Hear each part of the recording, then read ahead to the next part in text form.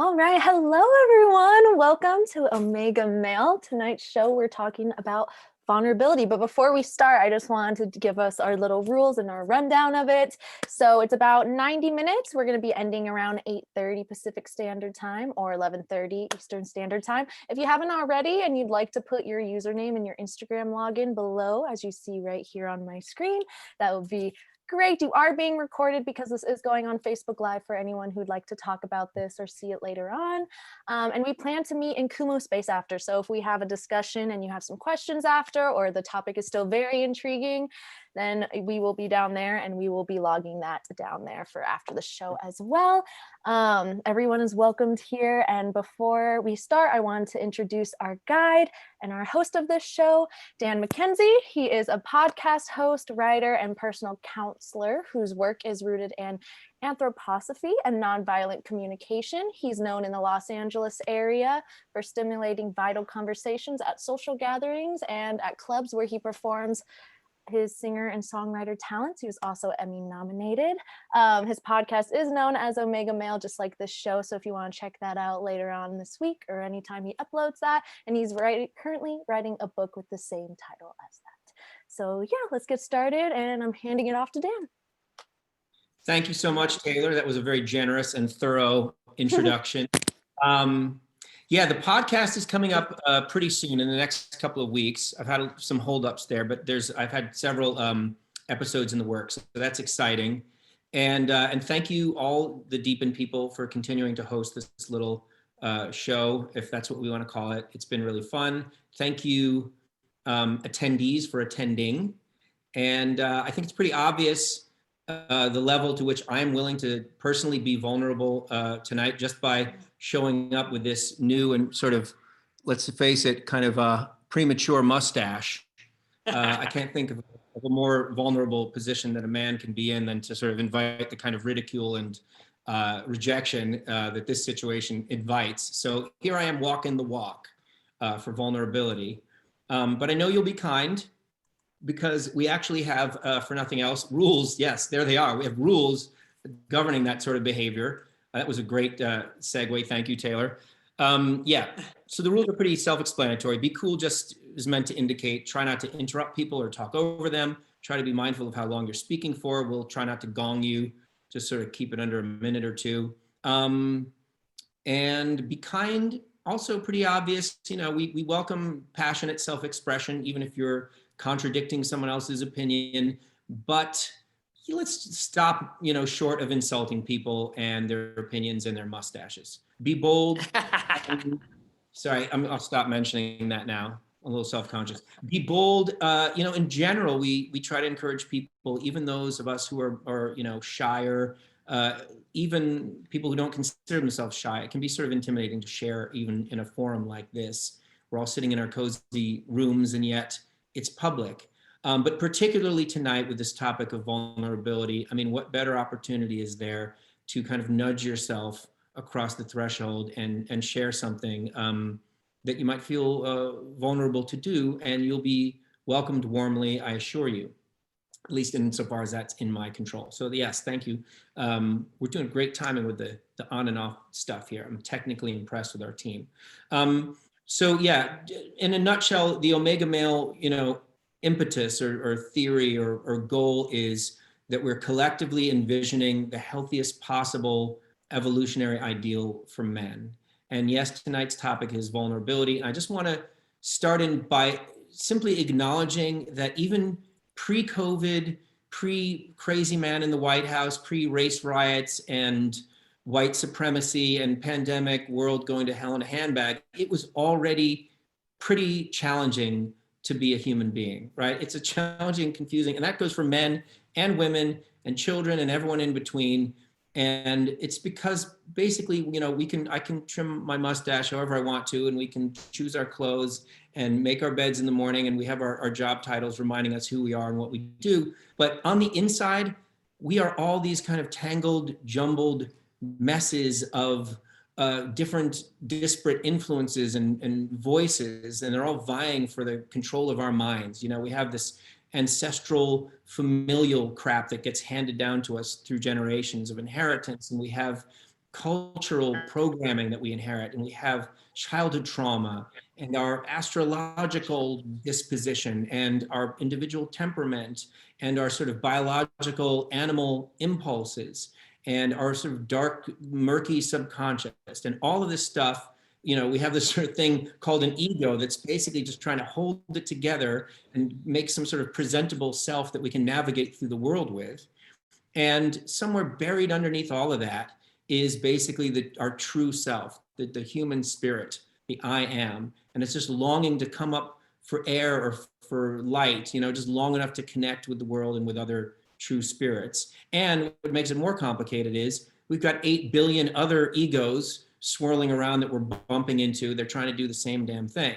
And so that's pretty challenging. And within that, I think the genders each kind of have their own individual specific challenges. And for men, a big one is that we carry this expectation to always be strong, to be worthy, to be brave, to be ready for anything, to be solid, to be stable, yada, yada, yada.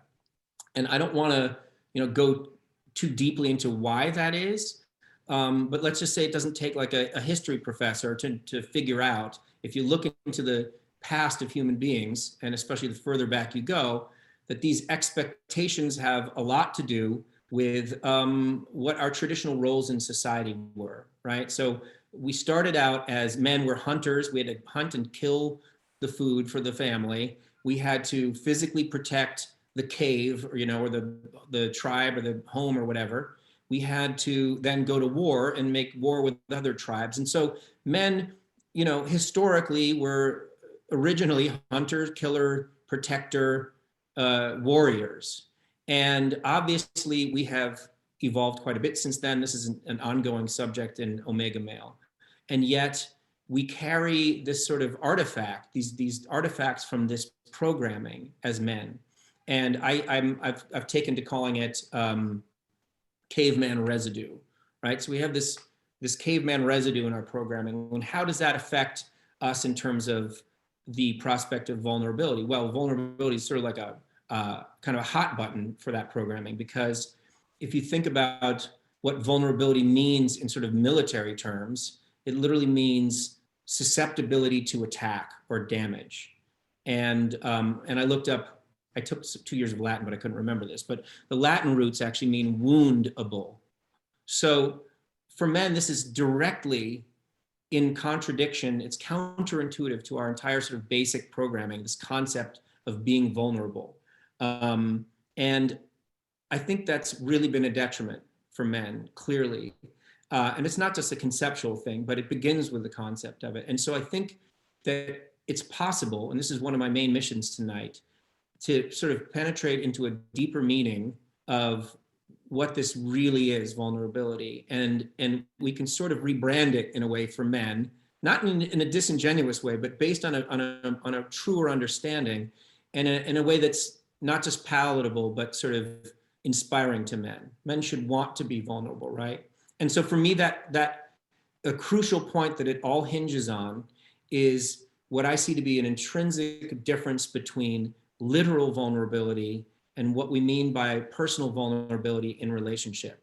And that difference is that in literal vulnerability, the kind I was mentioned earlier, like it basically is an undesirable, involuntary weakness, right? It means your ramparts and fortifications are not strong enough.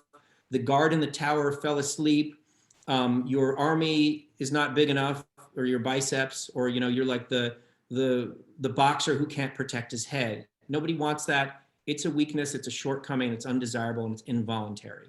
When we talk about vulnerability in personal relationship, we're actually talking about a voluntary state. We actually have the capacity as human beings to bare our souls, to open our hearts, and to share something with someone or with a group of people or with the world that it feels risky to us, And so when we do that, it is not only a voluntary act, but it's an act of bravery. I like to think that it's vulnerability is kind of like the bullfighting of human emotional conditions. We know that it's dangerous, but we step into the arena with this feeling of, I might get hurt. This may be very uncomfortable, but I got this. I can handle this. I'm willing to accept whatever the worst is that can happen. And the reason I'm making such a point out of this is that men can do bravery, right? We don't do weakness in our programming, but we can do bravery. And so if men understand that this is an act of bravery when we're being vulnerable, then that's something that they can sort of get on board with. And certainly I'm not the first person to make this claim. I think Brene Brown has an entire book called The Power of Vulnerability. And vulnerability is kind of joined in that with these other traits that I think are traditionally and erroneously considered feminine, like sensitivity, the willingness to cooperate, intuition, receptivity. All of those things are qualities that are very valuable for men, but particularly vulnerability, I think. And it's not just like your vitamins are good for you, take them. It's not just theoretical. It's beneficial for men and for their relationships to be vulnerable. How? Well, for one thing, it's kind of the best way you can demonstrate trust to a person, first of all, right? If I'm going to open my heart and share something deeply personal and be vulnerable, that is better than any, spoken declaration of trust that you can give to somebody. And they can feel this gesture of trust. And the thing about trust is it has a sort of magical, I don't know what the word is for it, but sort of trust begets trust. Like trust is sort of mutually self-increasing. So I think you're likely to receive the trust of another person, to inspire the trust of another person. And so trust, these gestures of these bold gestures of vulnerability actually become this kind of cycle of increasing trust, and we deepen our intimacy of our relationships and our bonding. And you also recognize in this process what an honor it is for someone to be vulnerable with you. And we learn to treat it as an honor. And so that's really pretty rewarding in and of itself, but it actually feels good to unburden yourself, right? It feels, we tend to be vulnerable about things that we, as men, just keep a lid on. I don't want to share this feeling. I don't want to show this feeling. I don't want to share this aspect of something that lives inside of me. And yet these things want to be freed. And so it feels really good to unburden yourself. And not only does it feel freeing, but it's actually empowering in the sense that because when you step into the arena and you make this gesture of bravery, you actually, you're basically agreeing to whatever the worst thing that can happen is. And the worst thing that can happen never happens, right? And so you go, well, that was easier than I thought it was. And even if the worst thing does happen, you survive it somehow. And so it becomes easier, ideally, every time you make this gesture. And that's sort of one way to build the capacity.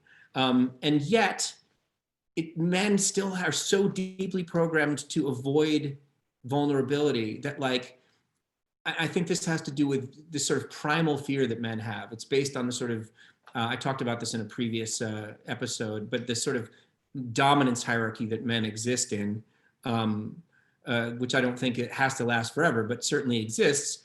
We fear losing our status. We fear losing the respect of others. We fear emasculation. We fear losing the esteem of our peers and our loved ones. And so we do all of these things to avoid vulnerability, right? So if there's an opportunity to share deeply, we often just change the subject.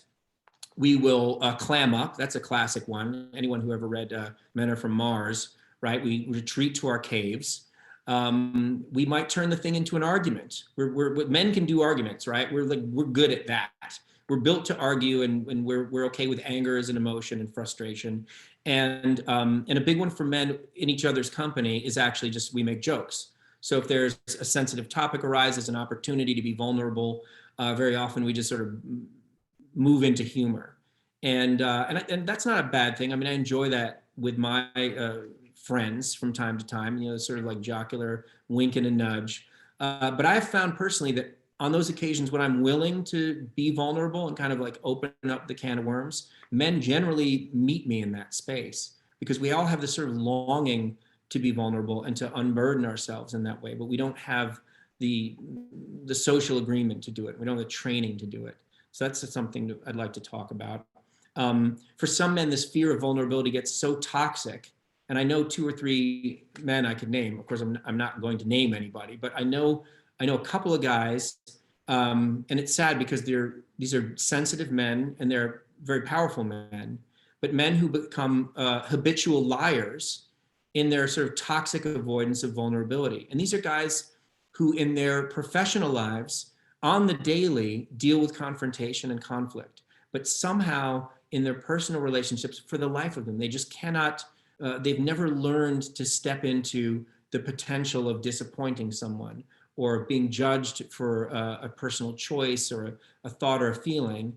And I've seen relationships unravel this way from this sort of, and it's not pathological lying, that's a different thing, it's habitual lying. And I've lost friends this way because I can't roll with that. Like for me, I can't abide dishonesty in a relationship. And so the tragedy here, the tragic irony of that is that in the supposed avoidance of the suffering that people associate with vulnerability, they're actually causing so much more suffering for themselves to the point of destroying relationships and marriages, et cetera.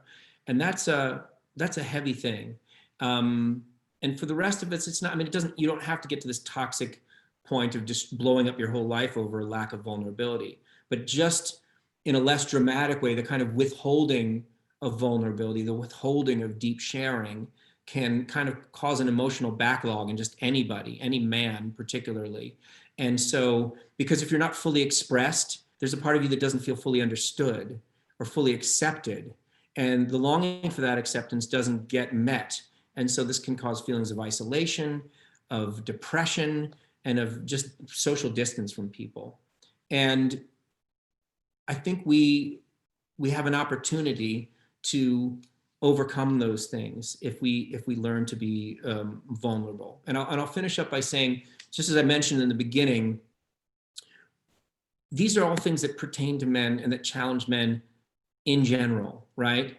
But now, especially, we are truly in a historic time of incredibly increased tensions and stresses. And men do not have their normal network of support with their buddies as easily available. And we don't get to blow off steam out in the world. And at the same time, these kind of inherent archaic men's issues are kind of being inflamed, particularly for those of us whose incomes are being threatened or our livelihood in this time of COVID. And so men are triggering these feelings of, how am I going to provide, or how am I going to succeed in my career? And the default that we want to go to is the old male paradigm of, well, circle the wagons, hunker down, buckle it up, stiff upper lip, white knuckle through it, and grin and bear it, and so on. And I think there is a place for toughness, right? I'm not knocking toughness. I like to think of, I'm among the tough who get going when the going gets tough. But if we don't balance that with these sort of softer traits of sensitivity and communication and vulnerability, we're really up the creek, because we're actually cooped up with the people that constitute our most important relationships. And I've seen relationships already breaking up in the first lockdown. So men really need this capacity to share our feelings rather than just getting, frustrated and clamming up and arguing. We need to share our frustrations, share our fears, to actually ask for help. God forbid, right? That's like the cardinal rule number no taboo of the alpha male is, God, you don't ask anyone for help if you're a man. But we need to do that. And I think we have a historic opportunity in this incredibly intense time to actually grow as men, as people, all of us, and to deepen our relationships. And so that's basically, those are my introductory thoughts, and there's some specifics I'd like to get into when we open the conversation. But before we do that, it's super thrilling. Not only do you have me to hear from on this topic, but we have an amazing guest speaker tonight. She couldn't be better qualified for this. Not only is she a good female counterpart to my, male omega male-ness here, I'm also coming from the kind of spiritual self-development, meditation, inner work, looking to the future of evolution. And we actually have a professional here, an expert psychologist. My guest is a psychotherapist with her own practice. She's also a psychology expert and a relationship expert in and of herself. She's a media contributor. And an author, and she is the author of the wonderfully titled Why You Should Date Emotionally Unavailable Men. So who could be more qualified to sort of be my fellow anchor person here tonight than Brooke Sprowl. I want to welcome Brooke. And Brooke, do you have anything to sort of just springboard off of here and share some of your thoughts on our topic tonight? Thank you, first of all, so much for having me. I'm so honored to be here. I'm so excited about this topic. There are about 1,000 different things I want to say, but I'll keep it brief and just share a couple initial thoughts. Wow, my face just became the whole screen. I wasn't I wasn't ready for that. Yeah, so the first thing that came to my mind when you were sharing, Dan, was this sociocultural aspect of masculinity and how that ingrains certain ideas about what is, how we can behave and what's right and what's masculine. But I also want to kind of emphasize that there is a biological piece that's beyond just the hunter-gatherer role that men occupy in society. One of the things I learned when I was studying neuroscience at USC is for those of you who know a little bit about neuroanatomy, the midsection of the brain is called the corpus callosum. It's the part of the brain that connects the left and the right hemisphere. And in utero, testosterone on average destroys about 90% of the connections in the corpus callosum. So it's not that men are less emotional, it's that they're equally emotional, but their left and right hemispheres have less connection. So it's much more difficult for them to communicate about their emotions. Again, on average, these are all generalizations. There are certain men that are incredibly adept at expressing themselves feeling-wise. There are some women who, certainly have difficulty with that. So these are just statistical averages. But it's important to understand that there's a self-reinforcing feedback loop between the biology and the sociocultural stuff that really creates a lot of difficulties in communication and in relationships. Then we add, and this is part of what my book speaks to, the sort of shaming of men. Men are emotionally unavailable without commensurate ownership on the part of women. Hey, what are we doing to co-create this dynamic? What's ours to look at here? How are we available or unavailable or vulnerable or not? When we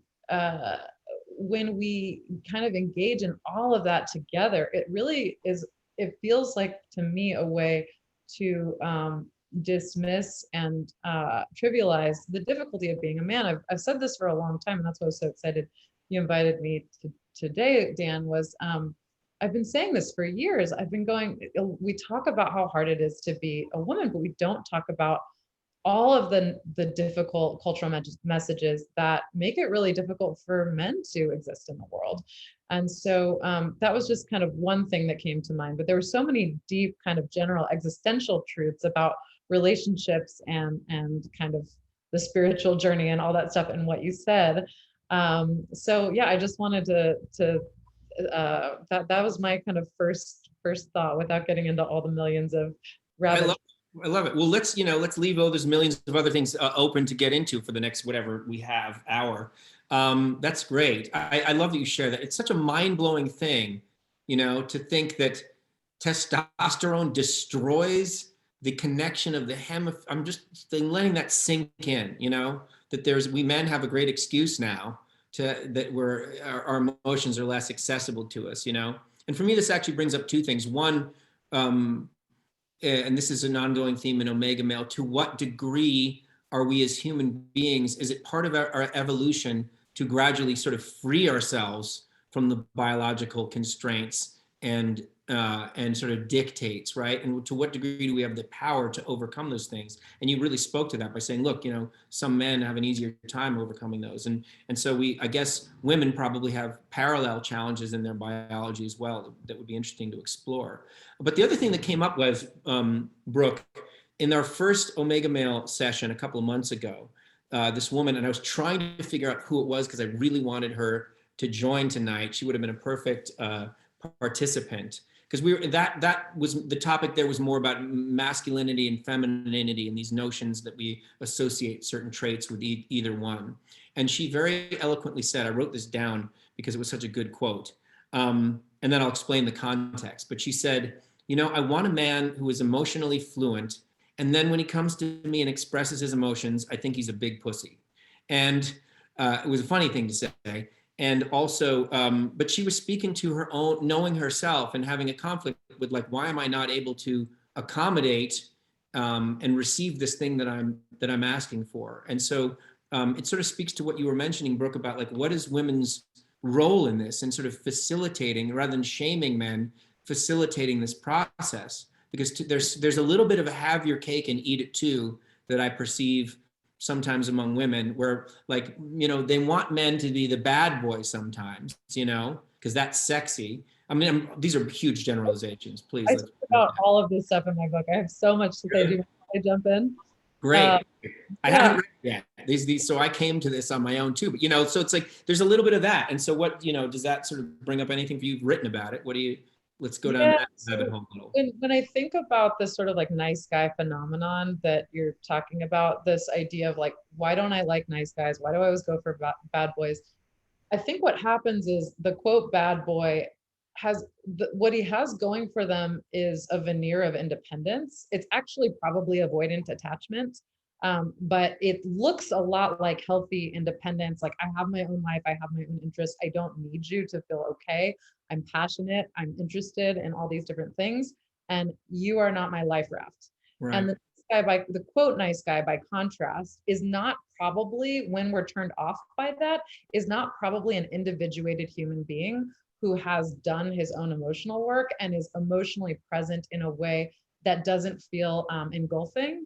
And so that's probably someone who's on the preoccupied attachment. I don't know if this language is something that everybody's familiar with and how much I need to kind of give the introduction of what these terms mean. I don't know how psychologically fluent anybody is on these topics. Consider relatively intelligent layman. I figure. So that's why I decipher some of it just by logic. If anyone has any questions, feel free to ask. But basically, my point is that the nice guy, quote unquote, you know, I use that in scare quotes because I don't think it's like the truly like kind of the man that we want to be. The men that we want to be are individuated. We know ourselves. We are emotionally available and able to connect, but we don't. It's not a codependent form of connection. And so the nice guy, I think, is the guy who wants to lose himself in you. He's like waiting for you for his life to begin. And that's or he needs you to take care of his feelings because he hasn't done his own work on them. And so that's, I think, when we're turned off. I think it's actually, it's not a you're broken because you're turned off by nice guys and you like bad guys. It's actually a kind of, you know, just there's an actual element of it that's healthy discernment, but then we need to find the middle ground between those two extremes, if that makes any sense.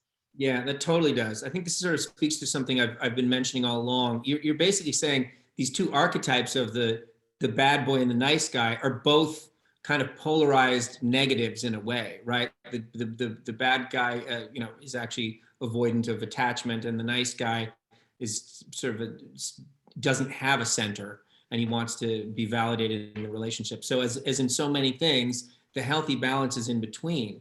And I think that it's actually, that plays into like how men can deal with this challenge of meeting the desire for vulnerability and the necessity of it, both for himself and for whomever he's in relationship with, but also being received, right? So there's the woman's part in like, just as men are not used to emotional self-expression, women are not used to witnessing it. So women have to sort of grow with men and learn how to receive it and witness it, and not trigger her nice guy reaction. We're like, oh, this guy's, like she said, a big pussy, right? And then there's also, I think, something about men understanding that, it's not the extreme. We don't have to go from total emotional repression to losing control of our emotions and falling apart. And I kind of want to roll a clip that illustrates this, but maybe we should, let me hold that thought and just open it up the conversation to anyone who wants to. Is anyone sort of burning to pipe in here and share anything before I kind of run a clip that sort of illustrates what I'm talking about? I open the floor. Yeah, maybe raise your hand. Go ahead, Gigi. Hey, can you hear me? Yeah. I feel like for 50 or 100 years, men were taught you're not supposed to share your emotions. It's not masculine, it's weak. And, you know, women want a masculine man. So now the world is changing and we want men to be more emotionally expressive. And now it's like even cool to have a guy be expressive. But it's like learning an instrument. You got to practice for a really long time. You can't change 50 or 100 years of male roles from our parents and our grandparents. And now we've evolved and women really want a man who can express himself. But if it's been ingrained for 50 or 100 years that that's not masculine to show emotions, like, big boys don't cry. And now we want guys to cry. It's going to take a really long time to change that. And people will have to like learn new chords and be convinced we want this.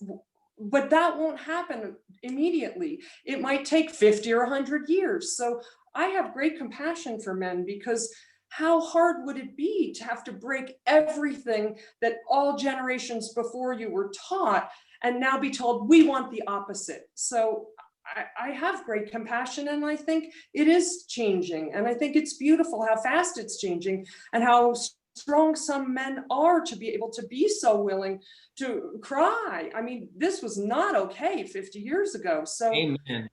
Thank you, guys. Amen. Women. Thank you, Gigi. That's a very supportive thing to share and very poignant. I think actually one of the things, and this is a good segue back into this little clip I want to roll because it's so moving to me. One of the things that is helpful in society that hopefully will move the needle a little quicker than another 100 years is if we have role models who really demonstrate what it means to have this kind of balance where you are willing to be vulnerable, but that doesn't mean you're falling apart and losing your shit. And I saw something relatively recently on the news that I found was very moving and inspiring. And so I'm just setting up a clip, so get ready to run it, whoever's going to run it. Well, before that, did you want to talk with Leah and Carl? They both raised their hand. Oh, they did? Yes. Oh, okay. So yeah. Leah was first, if you'd like to speak. Yeah, you know what? Yeah, no, let me, I think this clip's going to hit hard no matter when we play it. So okay. Let's hear from Leah. Hey, everyone. I just wanted to bring up a thought. First of all, Brooke, I love that you brought up attachment theory. I think that's so powerful. What struck me is I think that I'm not drawn to like someone who's put in a box, like someone who's just a bad boy or someone who's just like a nice guy. I'm really drawn to people who are like multifaceted. And it's something like I really work to develop in myself. Like I love pole dancing, but I'm also super like intellectual and love psychology. And I'm like really athletic too. And I have these different elements to my personality. And so what strikes me is like, why do we have to like categorize people as just like one dimensional? Like, oh, he's just the bad boy, but he can't also be like kind or thoughtful also. Like that was kind of what struck me from that conversation. Yeah, and I wanted to add something earlier in light of what you're sharing. I think of it as like poles on a dialectic, right? Like the bad boy over here, the nice guy over here. And this is a dialogue that each of us are having with bad boy and nice guy. These are archetypes. Nobody's just one or the other, obviously. We're just using these as to talk about these phenomena that happen in very nuanced ways. But we talk about them in the extremes just so that we can talk about them, because if we spoke about things in their infinite complexity, we couldn't speak, right? Right. we need language and kind of like high level bullet points to emphasize those things. But I love what you shared, and I do think it's a dialogue, and I think within each of ourselves we have nice / codependent and maybe mean or avoidant tendencies. And how do we have this dialogue together in relationships and then within ourselves? Like, that's a really helpful framing for me in my own personal development work and my work with other people and couples is, like everything is a dialectic. And how do we just have that conversation and integrate the extremes in us so that we're no longer split, right, but all of the parts of ourselves are welcome in, and we have all of the richness of those dimensions of, the part that's an asshole man or woman, and the part that's loving and kind and caring man or woman. So some of this is universal, but it's emphasized in different cultures. Sorry, go ahead. That really reflects something I've been working with, Brooke. The idea, because, this whole concept of omega male is easily misinterpreted as just another type right? But that's not my intention with this term. I'm trying to sort of reappropriate this idea because the alpha male is a definite type. And as you said, you know, we're not like, none of us are these unique types. And so when I talk about like, what's the ideal future man, I'm not envisioning that we're all like conforming to one type, that all men are one type, that all women are one type, that all humans are one type. But what I do think, I think there's some universality to sort of desirable traits in the sense that that balance is desirable, right? We're all going to be born and endowed with different dispositions, and some people are going to be more like have less, you know, more of a, you know, whatever physiological divide in their brain. Some people are going to be born as these sort of like manly men guys, and some people are going to, you know, be born very differently. And so each of us can, on a path of spiritual growth, come to sort of a self-recognition and do the work that brings us into balance, so that whatever is, you were talking about these dialectics, whatever's out of balance comes into balance. And it's going to be a different journey for each of us. Carl had raised his hand. Carl, you want to speak to that in some way, or has your moment passed?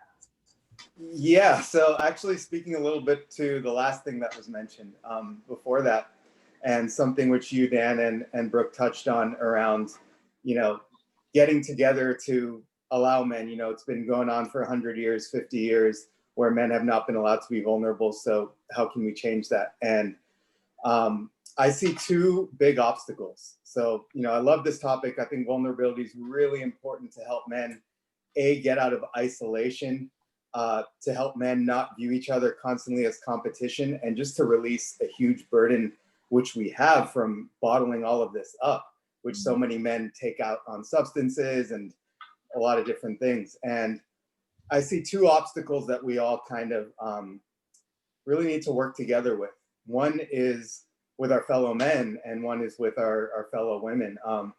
I think with our women, from my experience and from some of the men I've worked with, there's an element of getting burned by being vulnerable with both our brothers and with women. And maybe it's because a man has never been vulnerable before, and then all of a sudden he just explodes and lets it out. And with a lot of women, that can be really intimidating. I've met women who've asked men to be vulnerable, asked me to be vulnerable. And then when the rubber hits the road, it's, I don't want to deal with this. This is too much. I have my own emotions. And which is essentially why men's groups exist in today. The state of men's groups today, the reason they exist is so men can get their vulnerability out without burdening their feminine counterparts with that, and being able to show up more masculine in their relationship. And I don't think that that's the end of where it should be, but my belief is that's kind of the state of a big reason why men's groups are there today. So from our fellow women counterparts, I do agree with what you said, Dan, and I think it's really important. I just wanted to emphasize that it's going to be training for both of us. It's going to be training for men to learn to be more vulnerable. And I think it's going to be training for a lot of women to learn to be able to maybe hold a man in his vulnerability occasionally, you know, not to say all the time, or, you know, a man who can't hold himself, but, and to be able to stay open and hold space for that as well. That safety is, whether you're a man or a woman, that's a certain safety which humans desire in order to be vulnerable. And then the second, go ahead, Dan. No. Go ahead. Yeah. I mean, and the second challenge is with our fellow men.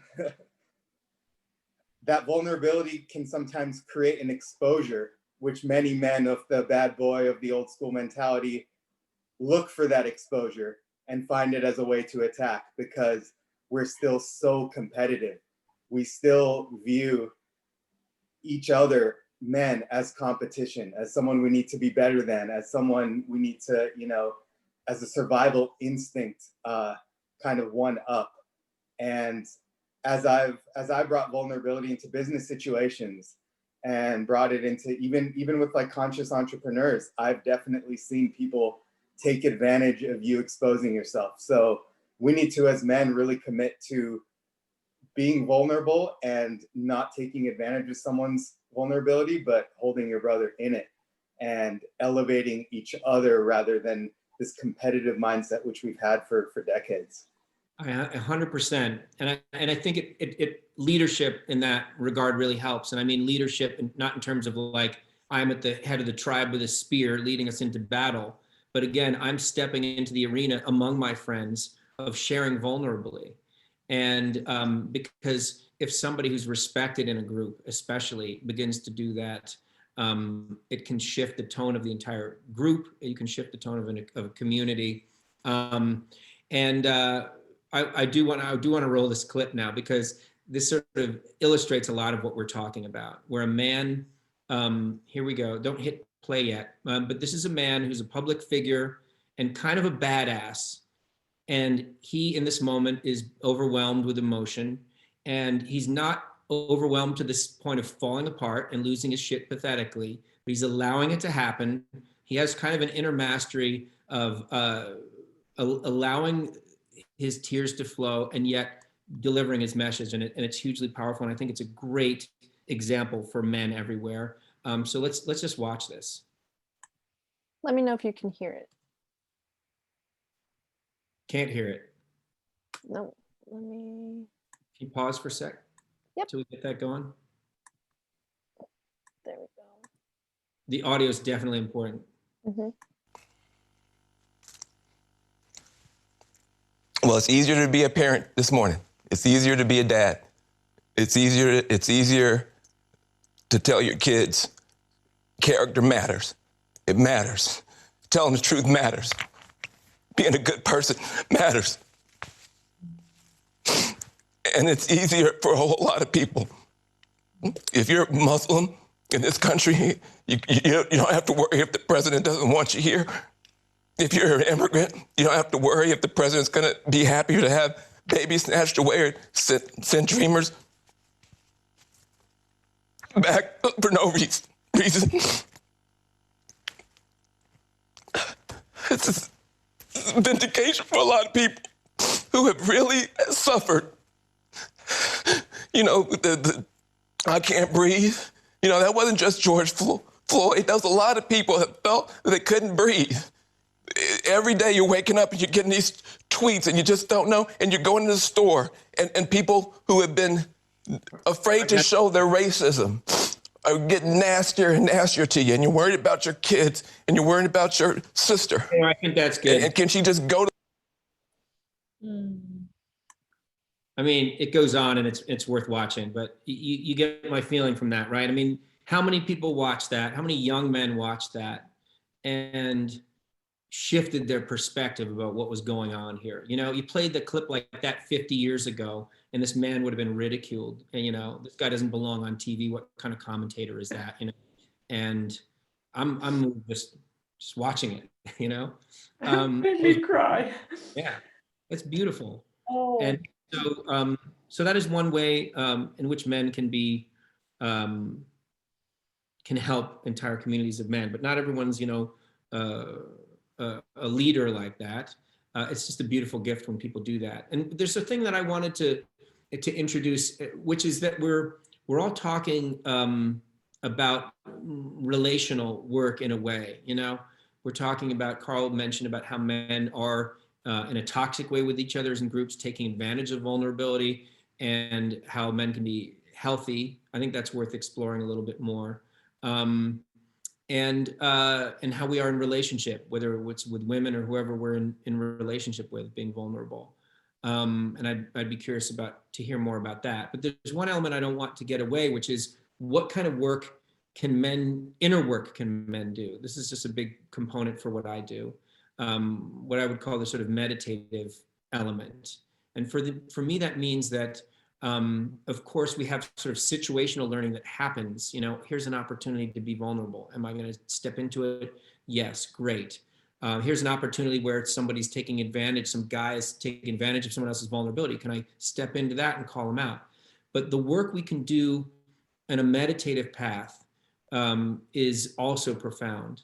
And in a way, it's a sort of turbocharging of what we can do in social situations. If we have a rigorous meditative practice, what can happen through that is a kind of moving gradually beyond the ego's concerns and limitations, and to get a little bit more in touch with that sort of inner true spiritual self that I was mentioning earlier, right? And when people are new to meditation, they always say like, oh, it's so difficult, I can't do it, I have like all this stuff going on.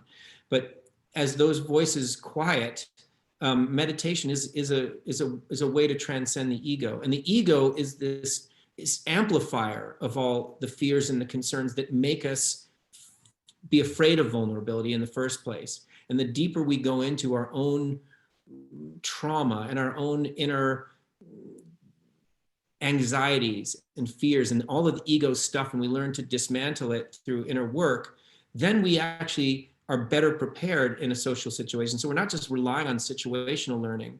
We can actually, having done some inner work, move into a situation where we actually feel we have less to protect. We're less fearful about revealing the self-revealing that goes on in vulnerability. And in a strange way, I think vulnerability seen in this light is a path to invulnerability, because the less we have to protect, the less we have to fear protecting it, you know? And I don't know if that's an unattainable ideal, but I do know that it's a process. I know in my own path, I have experienced less anxiety around being invulnerable. And I think a key part of that has been the inner work of meditation.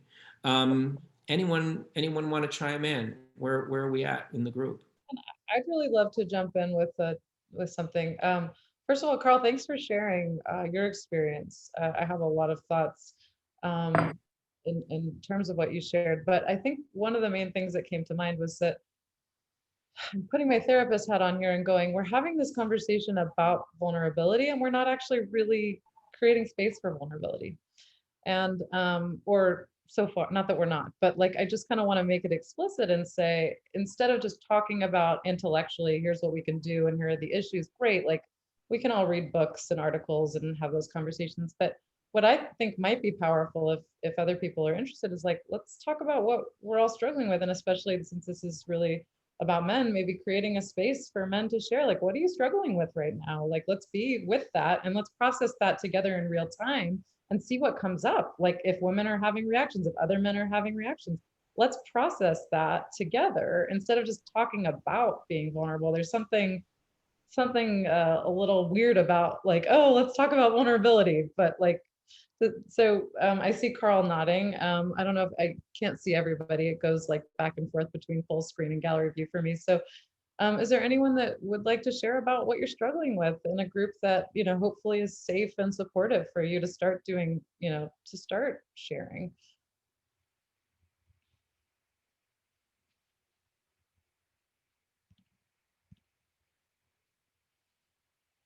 Jeremy? I'll go. Yeah, so I'm hello everybody. I'm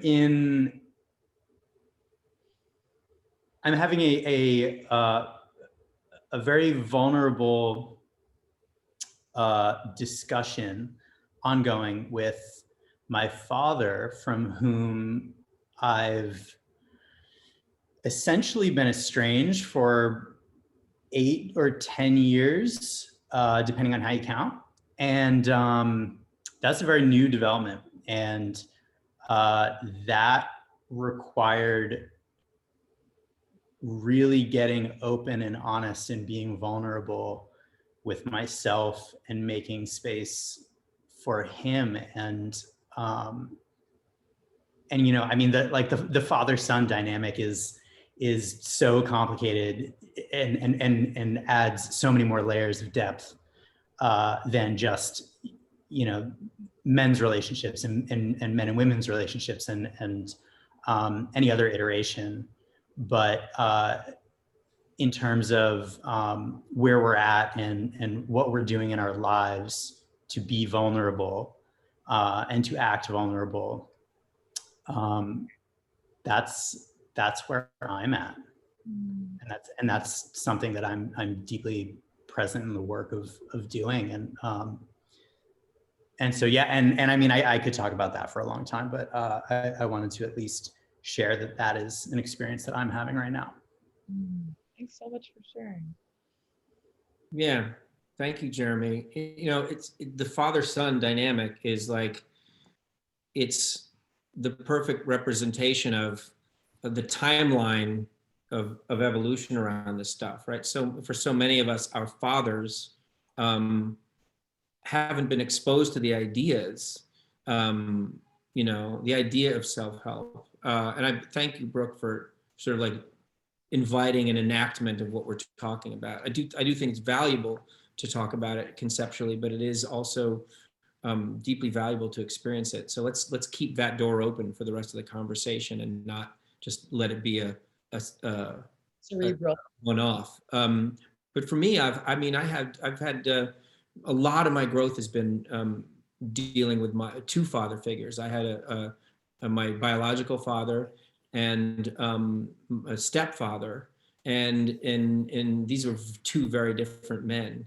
I had the great fortune to have a biological father who suffered under a very cold and callous, alcoholic, unloving father himself. And he was one of the people that, instead of carrying on the abuse, decided to become super sensitive. So my biological father was always very open and self-expressed. And my stepfather was a sort of very cold, sort of alpha, insecure German guy who was abusive at times, emotionally and spiritually, what do you call it? Psychologically abusive. And yet I'm grateful to him. He passed away this year because in a way, having to contend with that shit that gets foisted upon kids, boys in particular, by insensitive fathers, was one of the things that kind of put me on a spiritual path and a path of healing. So indirectly, that was the biggest pushback that I've had placed in my life. The biggest obstacle was in that. So thank you for sharing that. And it's like, as a father now of a boy, I'm really deeply contemplating, every moment almost I spend with this kid. How can I not screw this up? How can I be, in a balanced way, a loving father? Not drown him in my sensitivity, give boundaries and give some firmness. But your sharing of that really reminds me that, like, this is probably for every man some kind of rite of passage, dealing with, the older generation that we come from.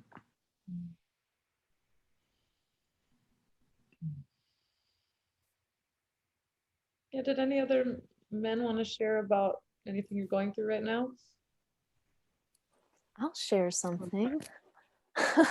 I would say I have been working on being vulnerable myself. I feel like I was in a relationship with a man who also was very emotional and vulnerable, but at times it would get to the point, I would say at the end of the relationship, where I felt like whatever I said was affected and like taken in a negative way, to a point where I was now like not willing to be vulnerable because I was afraid of like the outcome of like what I would say if I was to say anything, if that happened. And that carried over into a lot of, other relationships, or even like in my work field, because I was afraid, like, if I like say something that maybe like I'm thinking, someone's not going to take it like how I'd like, or I'm going to like feel even worse after. And this whole like 20 year of like sitting with myself and like realizing, like, at the end of the day, you're the only person that you sit with.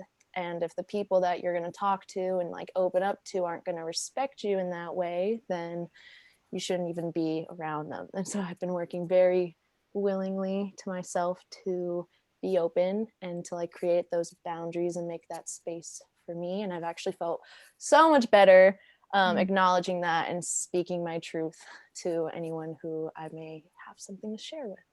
Oh, beautiful. Thank you for sharing. And that brings me back to something I wanted to chime in on with Carl. Carl, thank you for sharing about, some of the ways that you've encountered vulnerability in relationships.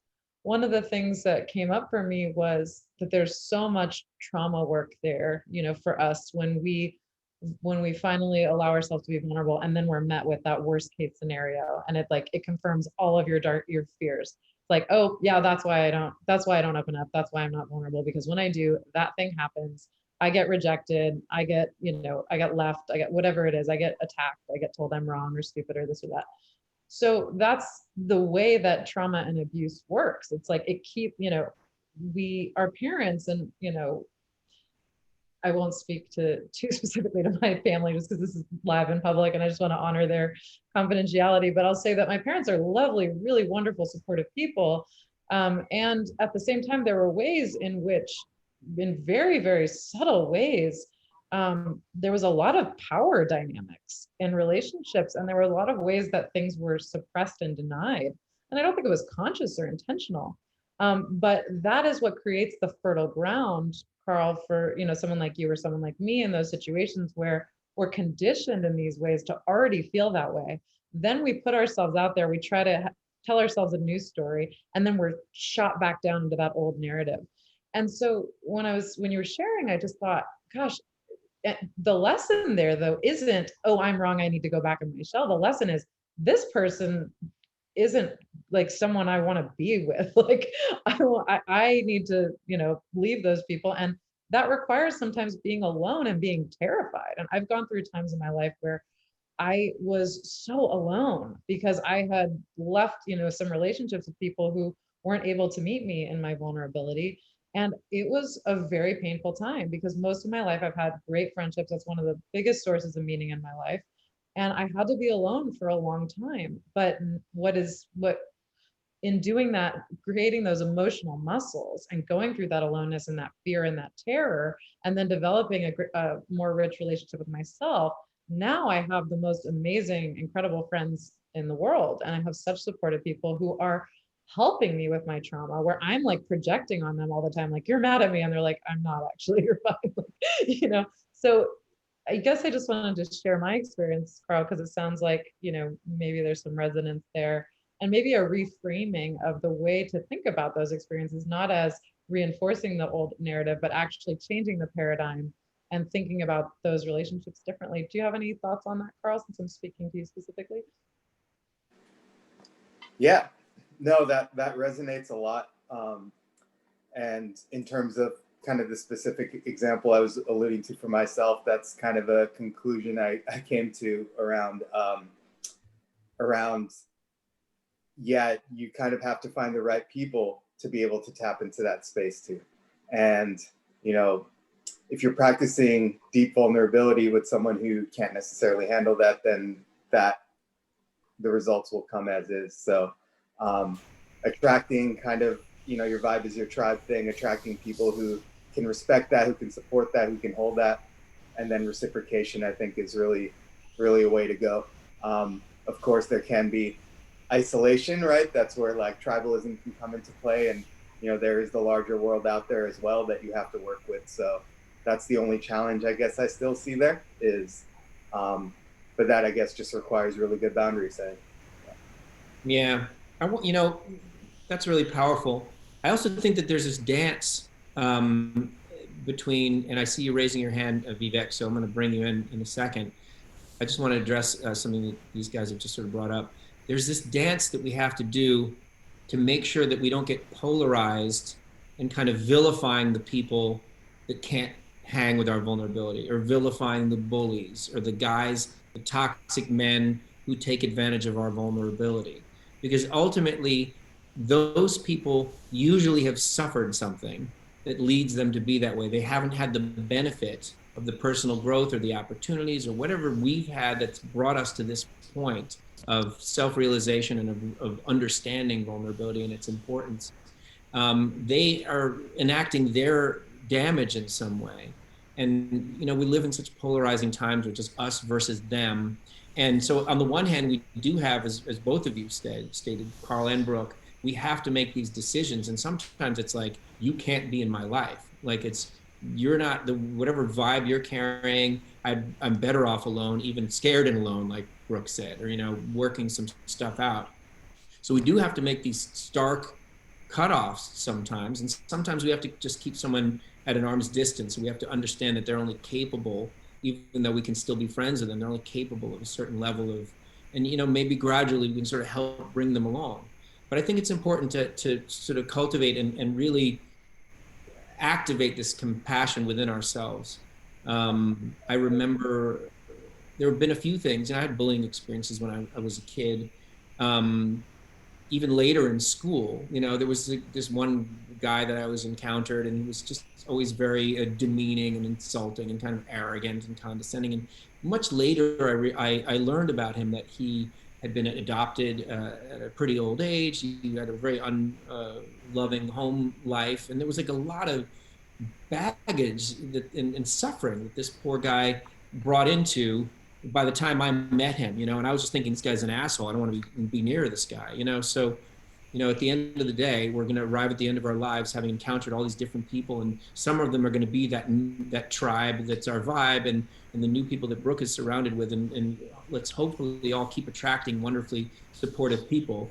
But in a way, those people, like my stepfather, like the bullies, are so much a part of our path as much as the wonderful people that are so life affirming to us. We're not just here ultimately to enjoy life, and to experience pleasure, but I think to grow. And those people are our teachers in a way. I don't mean to sound sort of, holier than thou about it, but I think that's a reality.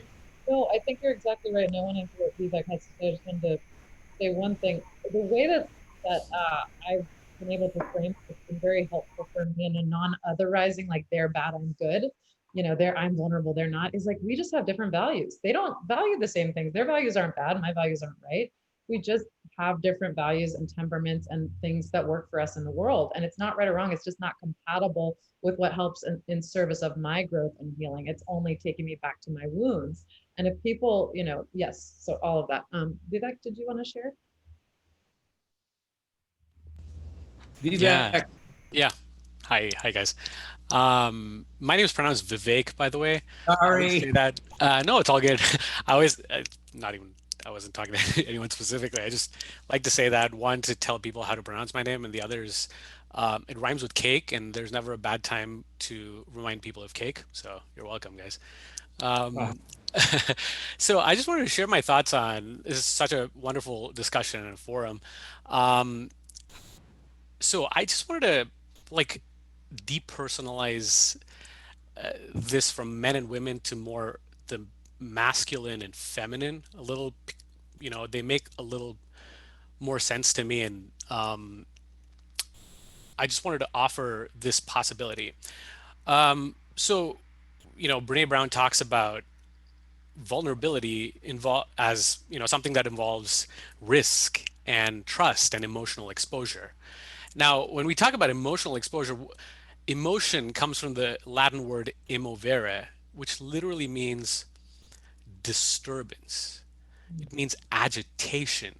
I picture like a lake or river, or something's coming up and the waters are getting agitated. So when you think of that, like, there's no way to think of something that flows and something that's getting agitated without something that's containing that. Like a lake is contained by its banks. A river is contained by its banks. There's no way to think of emotion without a container for that emotion, right? So when we talk about vulnerability, I like to think one way to also think of trying to be more vulnerable is trying to create containers, create spaces in our lives where it is safe to some extent to be vulnerable. And it might sound like a contradiction in terms where like vulnerability it's a little unsafe, right? But it's that dance of masculine and feminine. If the feminine is that which flows and the masculine is that which contains, just as an energy, like men have the masculine and the feminine energy, and women have the masculine and the feminine energy. And if you're asking men to flow, there has to be something to contain as well, right? A safe space, a place where you can fall apart without, being judged, without being attacked, without that being taken as an opportunity to attack, or taken as weakness even. And I think that's the birthplace of all creativity. Like if you think of like traditionally male professions, like somebody like a stand-up comic, right? That's incredibly vulnerable to be on stage. I do some comedy on the side, but it's like that's super vulnerable. There is no way to be a stand-up comic without being vulnerable, without exposing yourself, without learning to dance with the unknown, without learning to dance with, you know, without creating those safe spaces. There's no way to be vulnerable without that. So I think that's also I would offer that as another place where, when we think of, oh no, I got to be more vulnerable, like, oh, I got to find spaces and create relationships in my life where I can be vulnerable, where my vulnerability is not is welcomed, is valued, is celebrated, is reciprocated. Ideally, that would be amazing, right? That's what we want from our relationships, where we're not just like, hey dude, I got to tell you something. And it's not just a one-way thing. It's reciprocated, it's celebrated, it's valued.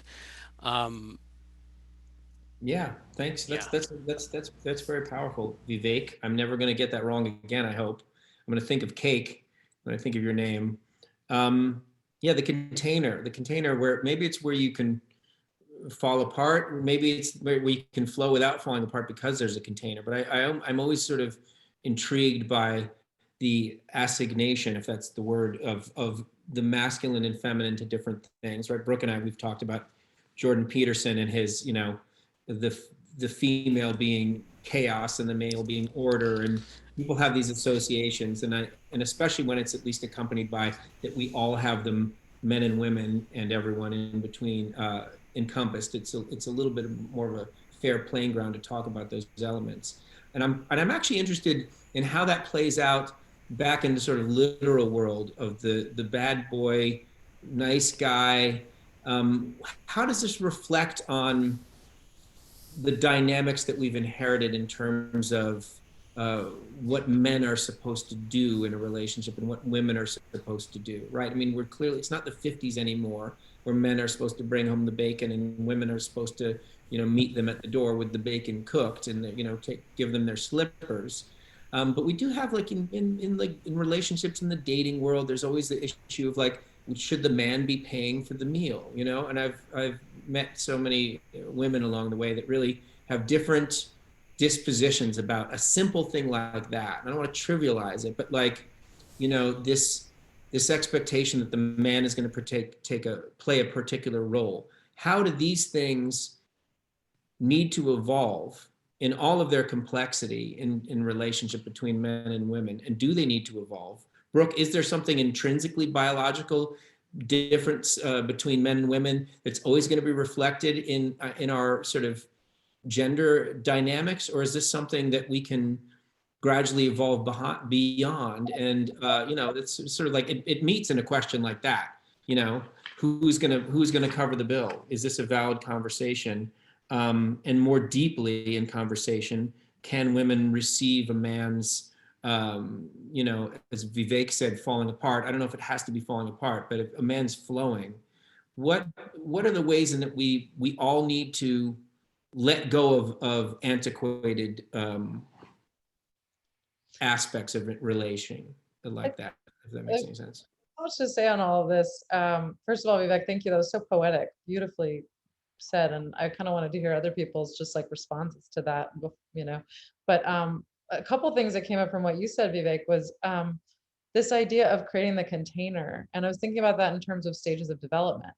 And how, in order to develop, the term arrested development, which we all know from the show, is there are phases of development, and we cannot pass through the next one if we don't get our developmental needs met in the preceding one. And so Ken Wilber, a philosopher and writer, has an idea of transcending and including.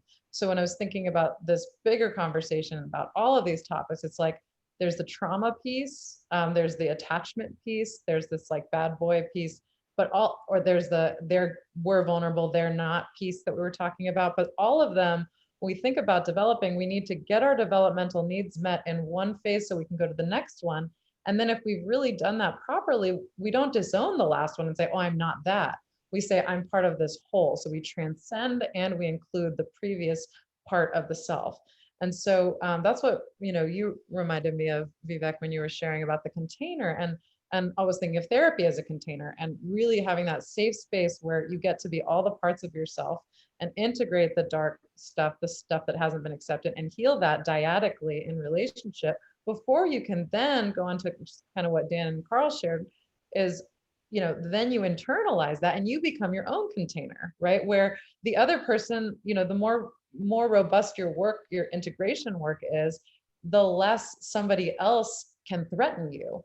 But in order to, quite often, we have to do that work dyadically in the first place. We have to have someone say, you're not crazy, this isn't wrong, in order to internalize a greater resiliency. And so sometimes that can be something that gets a little bit dichotomous in our dialogue as well, where it's like, oh, you just have to be resilient and nobody else can tell you how to feel. And then there's the other, like, no, you just need other people to be totally safe.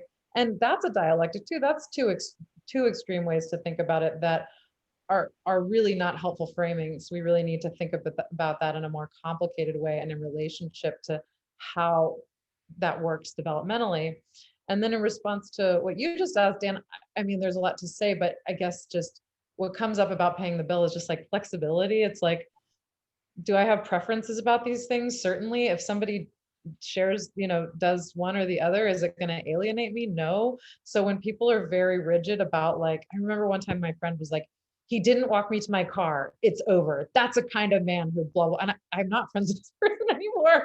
I was like, no, that's like not how I think about the world at all. Like if somebody is that opinionated about something that's so small and not even able to have a dialogue about something that makes them uncomfortable, or like a willingness to engage on something like that, if they just write someone off, that to me is like someone I wouldn't want to have in my life personally, probably because I haven't gotten to that phase in my security where that doesn't threaten me, I'll say. Yeah, it's interesting. I mean, it's balance comes up again, right? If you're so polarized into a position, that can be off-putting in itself, no matter what the position is you're polarized into. I find that people that kind of share my political views, I still find off-putting when they're too deeply entrenched in them.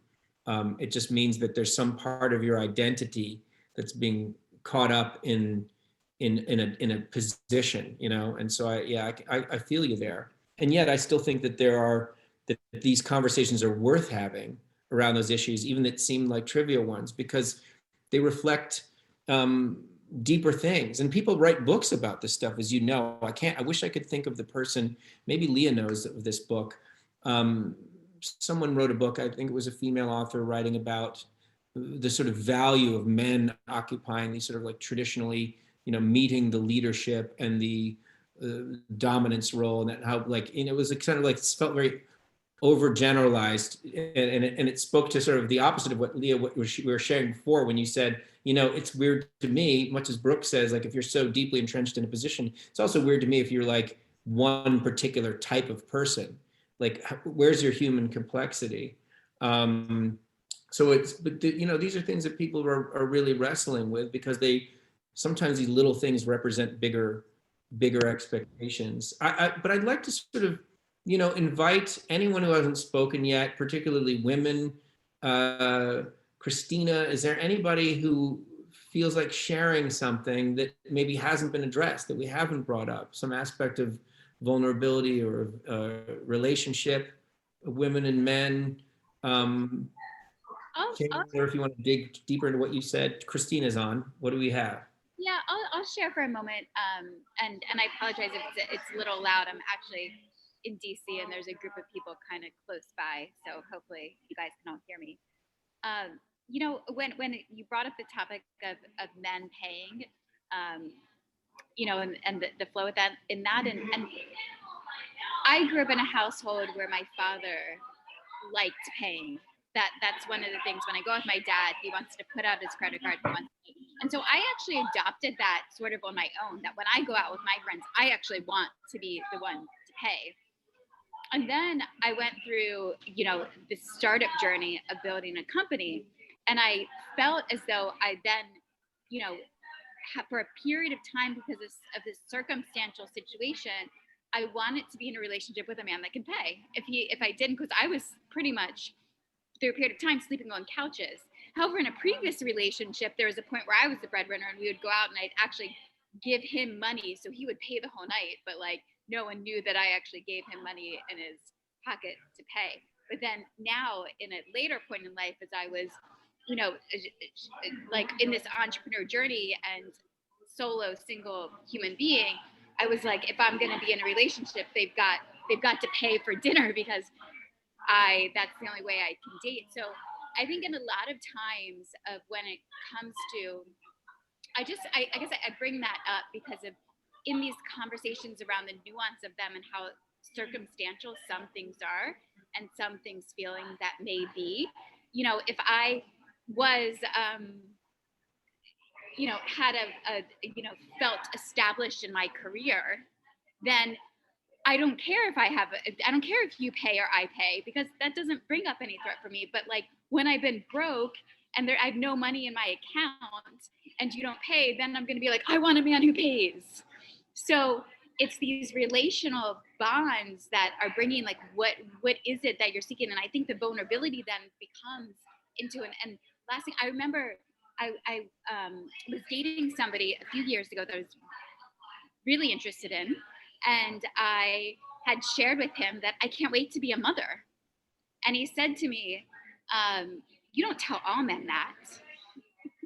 And I remember thinking, yeah, why am I not going to tell men? Because apparently it was too soon in our relationship for me to express to him that I can't wait to be a mother.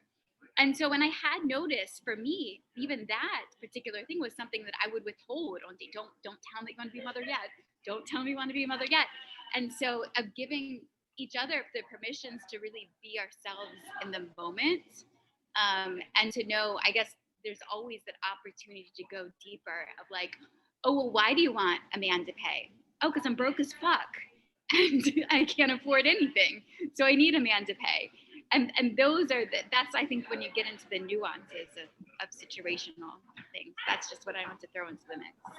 Yeah, and you know what's interesting is parsing in those things, which of them are informed just by the moment and the truth of your life at a given time, and which of them are informed by the sort of culturally inherited roles, right? Because you can ask, like, to me, this question of like whether you share that you want to be a mother, like that's just part of who you are, right? Like you're longing to be a mother. In a way, you could almost use that instead of backing off that question. The lesson there could be like, well, I'm going to use this as a litmus test, because the kind of man I want to be with is the man who would say, oh my God, I want to be a father. I mean, not right now, let's not go and have a baby, but shit, I totally hear where you're coming from. Isn't it? I look at kids and it's so like, because if that's, you know, you don't want the man who's going to be put off by you saying that. So if you go into the mode of like, I'm not going to mention it anymore, then a lot of the pool of men that you're going to attract are the ones that you're not scaring away, because in fact, you should be scaring them away if they're scared by that, versus I want a guy to pay for me because I'm broke. Like that seems reasonable if we also accepted that from men. But how would we react socially to a man who said, you know, I'm broke and I'm struggling, I'm trying to get my business started, so I want a woman who can pay, you know? We receive that differently than we receive a woman, you know, because a woman can sort of say, well, I have traditional values.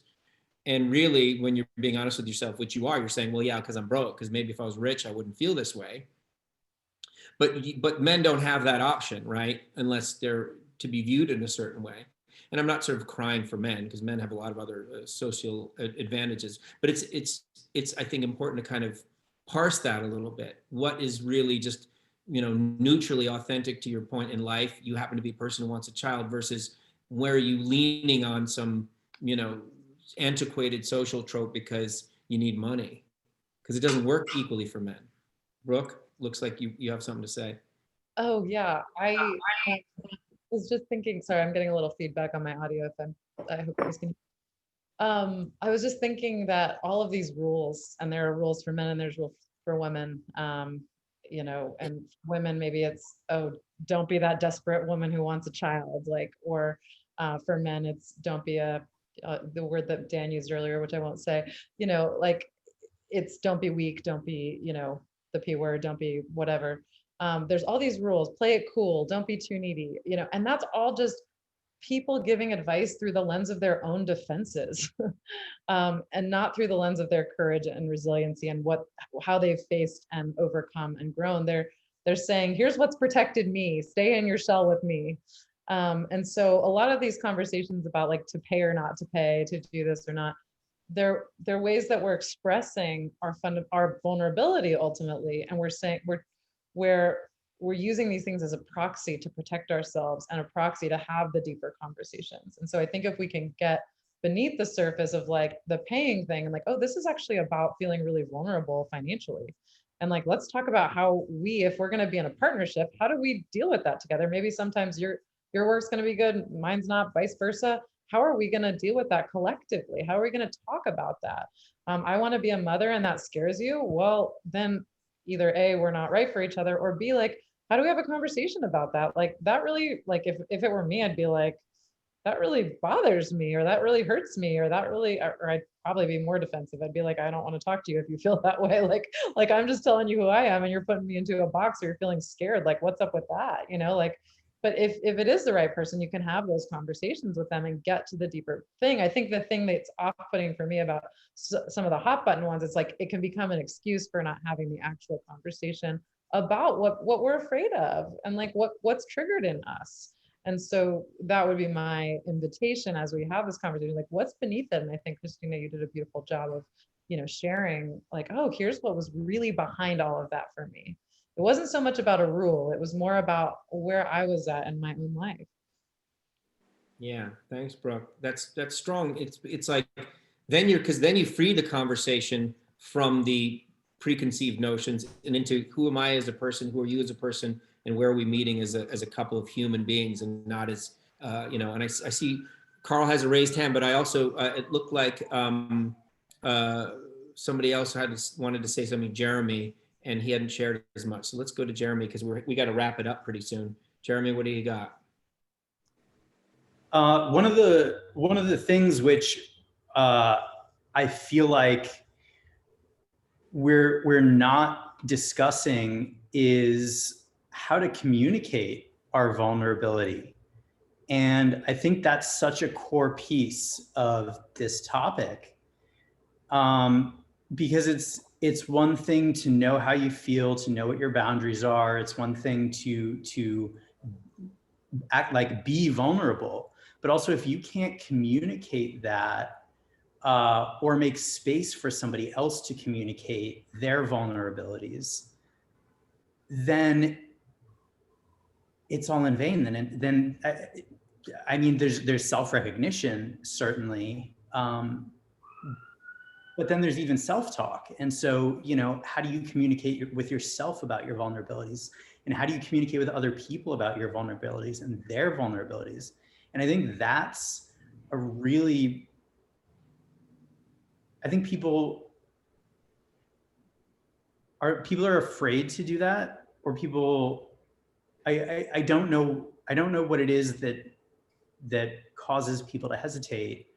But I think we also, there's no real structure for it. And so like using the example of paying for dinner, right? Like there's the stereotypical, the stereotypical man would say, like, I'm paying for dinner because I'm capable, I can take care of you. Like, this is my role. And I think that's an antiquated way to approach it. And I think that another way to approach it could be to have a conversation about that in such a way that indicates that you're capable of it. And so like if I'm out dating, like the way that I have that conversation is, if I feel compelled, I'll say, can I buy you dinner? Right? Like letting them know that like I'm capable, but also like there's like, this is a conversation between two people. Thanks so much, Jeremy. I hate to sort of I think you finished your thought there, and I think we need to wrap it up. I just want to express my gratitude to our guest Brooke for sharing so powerfully and expanding the conversation, for all of you who participated, for all of you who listened, for all of you who are going to watch this as it streams elsewhere. And please come back to Omega Male, future sessions.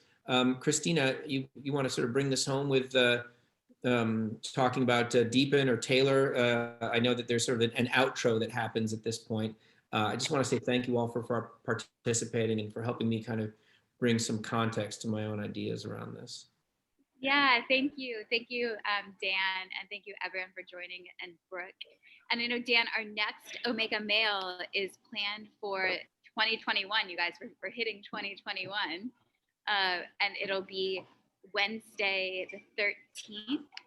And I believe you picked a topic already for that one, correct? Yeah, I don't think I've come up with a snappy title for it, but it's about patriarchy, male privilege, that sort of thing.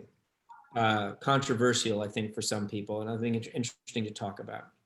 So amazing. Yeah, please, January 13th, join us then. And we only have one more experience planned right now, WeDeepen, until the end of the year, and it's this Sunday.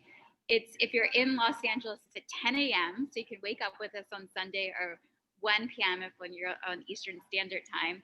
And we're gonna do a hum hum conscious dating salon. It's limited to 22 people. There are about 8 spaces left, and it's an authentic relating dating experience. We have a lot of amazing people in the community, and it's a low pressure, no expectation, like come practice and have a romantic morning or afternoon with community. And we have some really fun people joining. So please come join for that. Again, there's 8 spaces left. And following this experience, you're gonna receive a survey. So please take a moment. It should take 2 minutes. If you want to take longer with it, you're welcome to take longer with it. Feedback is really important to us. So we're going to keep building WeDeepen, developing all the experiences. Like, we want to know how Dan and I and the whole WeDeepen group can make your experience at Omega Male better, so that we can share it with more people, as well as what you're craving from WeDeepen. And so please take a moment to complete that. Again, you should receive that shortly after this experience ends by email. And that's about it. I did drop a link to our Facebook group. So keep connecting there. Join us in the Facebook group, and we will see you again soon. And do you want to mention that there's some kind of a social after party in this Kumo space or whatever it's called? Well, let's see who's going to come, who's available and wants to go deeper. Who's available to go into the Kumo space, because we'll open it up if you want to jump in. Actually, you guys, I'm in DC. It's kind of an interesting time. I'm right by the monument over in DC, so I'm not gonna be able to join, but if you guys want to jump in, we'll open up that Kumo space, and please go and keep connecting afterwards. I saw Carl is gonna be there, but the link, Taylor dropped the link in, so head on over into that space. And this was amazing. Great. I'll drop in there just for a minute or two to say hi to whoever wants to do that. But thank you all again. Thanks, Brooke. And we'll hopefully see you next time. Thank you, Carl, for sharing so much. Take care.